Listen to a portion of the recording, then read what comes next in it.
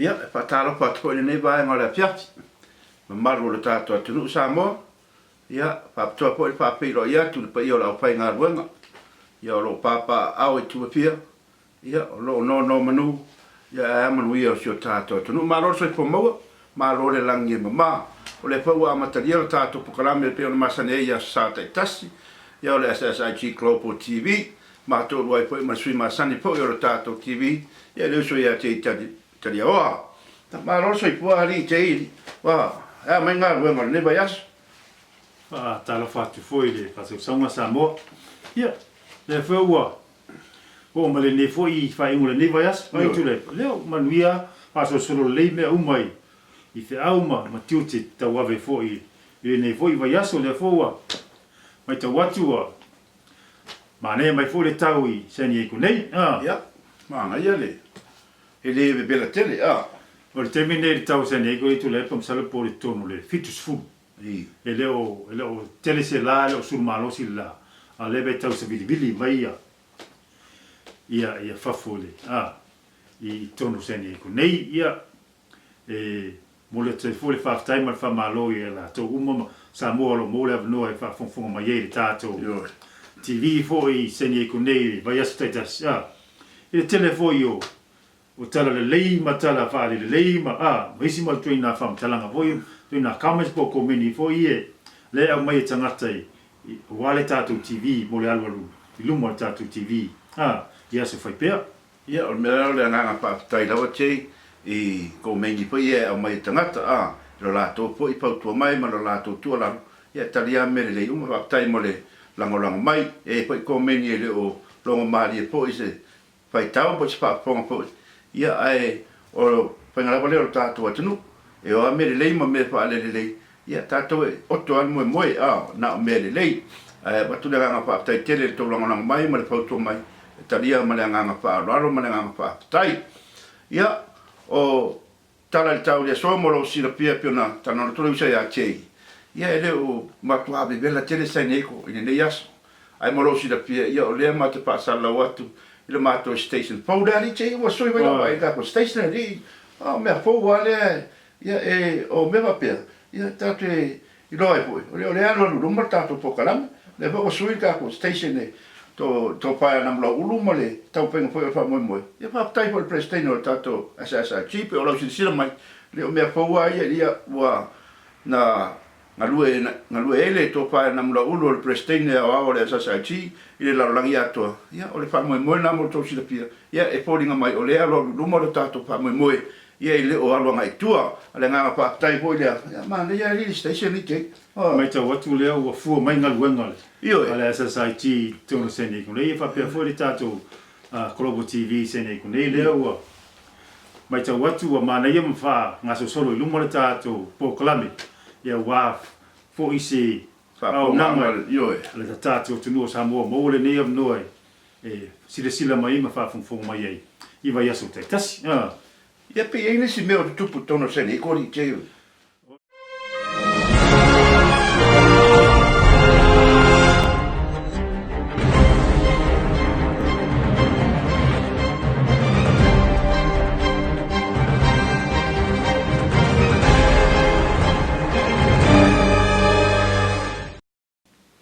O le vai aso te neina o e poi le patatananga li te i mea o te tupu sene eko mai o le ba wale o tātou ma Mexico. Le hona pai tala mumua. Se nei koe pe o le oti o pe a mea pua. Ia mo le sila pia po i lea Samoa e lau sila mai. O le aso anapi na tupu es whaala la tele po i tono se nei ko. Whaala blame mtau tia. E tei po li ngai whaala blame tupu i New Zealand. Ai le tele pa pe nai le to tene tangata. Ia o le aso anapi le na pa pe o se lotu i utaia. Le sa wale wale le tamai titi e sulma le iwa tau sanga. Ia o ta whanga tangata tono le. O le pasa, pesa. Ia, o le tamititi pai po se. Ia, palangi, ia. Palangi ta ua ta tau wha Samoa. O le lotu lea, le sa lotu fo i ala ui taia, la u tiu fo i e le si le tono seni e ko le si ka o pa wei, Ia. Le alua na i tai le pe alua na i matu, le pe mai na latu tama titi malanga au penga vole po fanga i tono fasalo fale sa uninga vole i ale lotu vole ia ai na latu le temi nei fai mai e to tasirele se lo matuole o lo lotu lo maliu ai fai mai e sabali atu la tama titi le la tu te fanga i tangata la lotu ai fe tau lo marsa o fai sa o fai ngale e pe sa io le falong wel pal fama sa o por asa ma pe sa la via inicia a fanga ko le tamatiti le e fai ai tali fai lo lima vola o ngala tali fai nga mai la via ile la via foi le aula o fai ai le anga lo mal fanga le tamatiti le na tu fatino le what ya what fanga o le fanga ule function le fanga ngale salo po le po nervous po le tamatiti fa penai ia nala lena na la vea mai ei le sito tele leo o tangata lena la tu le tamatiti le pe atu o se tasio o member la lotu le o le poro patrol ni se neko o ia le fa pesa sa vale atu tu pula fa bla bla a ma tu le foi la o poro patrol fe ai mfanga o ia la le fa pena se ia la mfanga fa pa ai mo e marka me ki no mo vinga wa se pe koi ala nga fa tai pole te una electo tele o ena la be ai ia fa mo wa na pe le anga panga kami o inga mo le la lo ai fa meta la tu mo puta mai ti sai tu planta la bo ia mata mai ti la i to le kalesia ia o te le loa po le au unga i tu langa fa pe nei i lau si sa mo ma la fa ponga mai e lo tu langa le tu langa ia ai o se fa bla ma tu ia o tu pu se neko a merci dia io le o mo le fa tu fa bla be sa ile po ile le la so na fi ma o mo ai na sprum ma ibo ta sanga la titi tele le ta mai io am salo fo ye tamatiti pe ye se mea e tota ma ye fu le lo tu pe o mai le pe mai lu le pa we sa we tamatiti po fese me sa we o tele na tu fa la fa pe nei a lo tu fa pe nei pe vol me na tu mai ni sila la musoleni ia o le au yutai o tele lo po le ana ma puanga a tele o pa langi pa ia tu langa va pe o ta fanga o tangata ia ai fa tai le tu le a fa ina po ta to sa mo ma ta to ta po inga wa tele po ta to ne open pasa ia le ai ia se me o wa fa ina i ta to ta po inga ta sa mo tonu American nei po New Zealand po ai na pau yo tangata o le pa ia fa nga la pa langi ve ai po le tele lo po la ma puanga ai fa longo foi na mai le pa mai senga le te nga le pandemia New Zealand ile fa bla fe o tu ya la nga fa tai po ile te mai tai pandemia le ya New Zealand ya o no le nga po ile le pa mai senga ya o no me o tu pu senga ku nei mo lo si le piesa mo ya pe ya no so atu tai mi o sola le vai aso mo vai o American nei ya yo ti aso mo ya tau te le mai lo po fina ngalo le tua ia to ina tangata e fa tai o le mo le ma o ave po tono pa pui pa ta le no pa msinonga im pa ai se meana na fai la tu tamadite molo na lo tu pole o le ngai o ingale la tu fai le o se fe foi le lo tu no e so ngia foi le ia Christchurch ile mela tu mai waleo o to telefoi la o mali liu i Christchurch ile foi fala fa se ile na tu pole ma sino le o vai atu ia mo sa moa ia pio tala o ile i le tapo inga le tato atunu i te mama tina matu o tono le tato atunu ia la topo i tapo mai i faiwa o faiwa tato i fapo nei la to no talo tu langa pa pena ia wa manu ia pa na ai mai so le lau tele tangata lau tele le tato atunu te talo fai fe au ia tato tangata lo lot ia fa tai lo tupu mas fa blave pa pe ia tele lo tu sa mo tono American nei ia sei tu matai pe fa blave le tu le pa pe e mabulu fai fo lunga le ngol president amlika pe va pe foi por me vole tu mai trust pe o foi e foi se so tainga ma le president e o la foi ona mai lunga long swa fai le foi fa blave na tu Christchurch Ono le fabla bebele le puto a tupu le so napi. Ia mo lo sit pia mo la to mo to si va enga o pa mtalanga. Mo le po I fabla na tupu. Ia I tato po kala me male. Pa mo mo le baya so. Yo nisio ni ven fo I tupu sen ye ko le vai asu le la sa neri tu le pa fa so solo tu le mtanga ne vai asu. Ole asu na ile la sa ne male asu sa. Ole asu fa male asu lima o le masina o me. Ia wale fo uma ia pelilari tu le. Pelilari. O ko ma ko la ko la ho le an faile. Yo, ke ma pelilari mo me. Ia, ole asu fa la male asu lima le la sa ne ru ke le la sa ne I sene ko. Le fo la fa tu mo e fo ia so fo ia ole. Le fo ole asu Hawaii ia. La fo le ngole le fo le ho la le. Le ho la le. Le ngoa la so nga Hawaii le fai nei I sene ko mission pe ia. Ai masalo fo wana na ye fo la to fai I fai ngaso nai I taimi wo. Ole ang mo ia pa mo le. Ole au tu ole aso le. Ole pa na tu no ve ta no ba.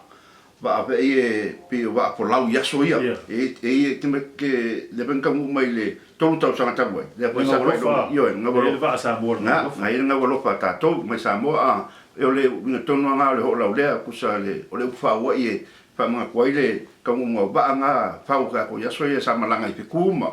Ma le la ia ole la le pa ngel celebration Hawaii. Ia ole po la fa mo ka community community la San Diego community ngai Samoa San Diego I nei o winga vai tu la epa o vai ale na fela na ste fai mai na ole la mal masina o vai nga feo ai tangata vai taimi la yo vai sa feo ia ka polisia ale ni el taimi le ni vale le nei vale le ka kongula ko le la mal masinga sa kai polau ia la ku ia so ia le ase men ku nga sa o ale le o va pi o mo sa mo ko nga mi silam ku la va penga ia ma wai vai va mo ia o le la o fa ki ma wai ni foi kapsam ia celebrate ile pa mga ko ia ka mo ba ma fa mo ba nga ia o le la o fa fa pe se pengo se pu fa wai ni ia pa mga ko le la foi la I ba ka ko community ia o le ese ka ko fundraiser pa ile ole e foi le so nga tu pele ale Samoa community sene ku nei lo fa tino ina le la so na I mana sa e ala le fa inga fa tonga I o plate me ai Samoa le ye le o papa ki moa e foi mar sosisi ia o le sapasui ia martere la voisi o fa papa o pancake pai half moon pai io tele lava o mea tau sami fa Samoa pe fa la Pacifica le e fai ela ia le falainga le ale Samoan community sene ku nei ila stona mala sa e ba na ia foi ta faonga ma e foi fa fianga la lole foi fa fianga fa ole sila pia ole a me sa ta to sene ko ma California nei la mo ina le fa mo ole winga la tala foi le o no le fai e pale inga le Samoan community ia fa mo le pione tala a mai ma pione ia pio mai e tato te mafuta le aso o le asto na ia vai aso nei ma le asa se fuluta la alta o la o meta sami ia na se fuluta la lava ia e pena pidai nei ta mai o lo tam paile community ia mo la to scholarship ma me fa pena ia wala to me onga ma tu langa fa pena ia se fuluta la ia te mau ai le sapasui o le fai ia o le moa papatiu o le sosisi ia mai si ma me pa popa ili chepe sa tele me ai Samoa pe fa Pacifica foi la e mo ai tai I mission pay the weekend nei im sa foi e a o tu foi bete e te fitau foi I bete lulu a foi initially o tatu TV nei SSIT TV I sene ku nei ia mo le sila pia foi la tatu atu ia o na o fa mo la ia ia wa alum fa na wo tatu atu pia mai matala mai au tatu pia patas ile aso ia mo tatu tata no fa tatu fa so ma wo pancake Samoa ma wo le half moon pie e lo se full moon pie o le half moon pie ia mo lo se fia ma wo papa ia mo le tau pe bota la de papa ia la itia de se meteli ia ai pena pite ia lo fa na o se tatu no I fa pe foi pe fite foi so nga tu pe ia a wa ia fa fianga foi le lo manei a setembro pifa a wa le fa di foi le fa la lo atu temi wo sola o le Katina Brothers leo mai nei ia setembro mai fa fie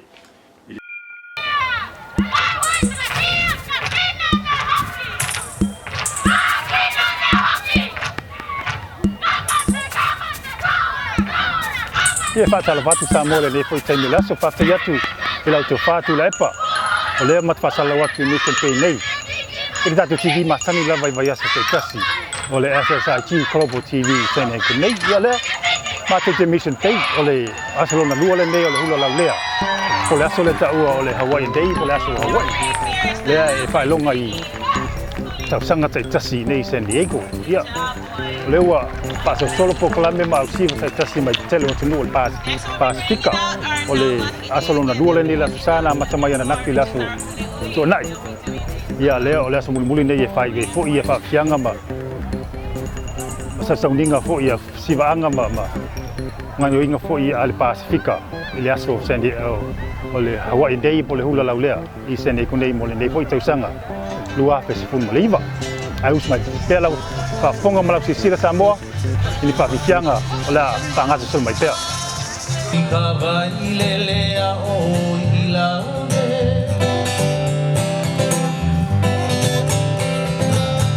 no huna ke alai halia mai no ika vai lelea o ila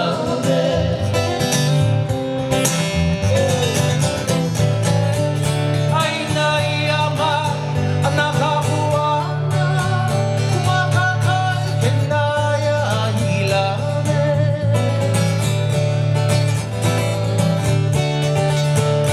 aina ia ma anaka puana kumaka kenaya ila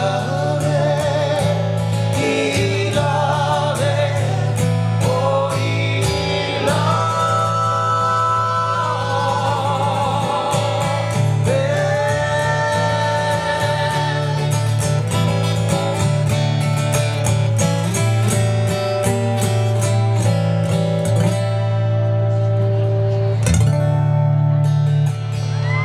taking you to the big island of Hawaii with that one. Woo, mahalo. Ia leua mataunu mai fo i se tasi whalainga o loo whataua lato me ai Samoa fo i tonu le aso Hawaii po le hula lau lea. Ia o le whalainga le nei o le Taste of Polynesian. Leo ma whaso solo mai ei le tasi fo i tele whalainga i nei aso Hawaii po aso le hula lau lea i sene iku nei. Ia o lea ua e mo le pankeke. Le la se i tau whai atu pe o le ala recipe pankeke. Ala fianga ia Rita po la fianga hui angal malbanga la vanga ia whai pankeke. Ko le ase pe o le lei pe ko le lei o whai wale pata watu le malu. Le moto Pasifika pe foi Samoa mo le nei amnoa e ta wha mai nei i Mission Bay sene ku nei.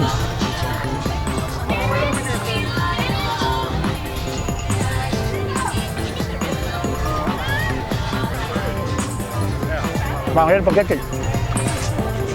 O mai Samoa mo le nei amnoa mai pata o pankeke.